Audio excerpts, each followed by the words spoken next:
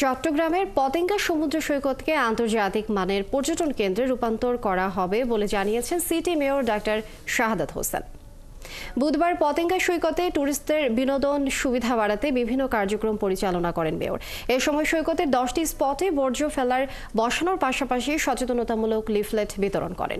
পরে তিনি জানান, সৈকত এলাকা পরিচ্ছন্ন রাখতে ময়লা ফেলার জায়গা নির্দিষ্ট করা হবে, পাশাপাশি টুরিস্টদের নিরাপত্তা বাড়াতে সৈকতে বাড়ানো হবে আলো।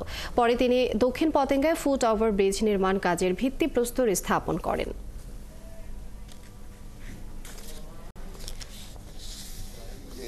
6 কিলোমিটার আছে, সেটা আসলে বাংলাদেশের কোথাও নাই।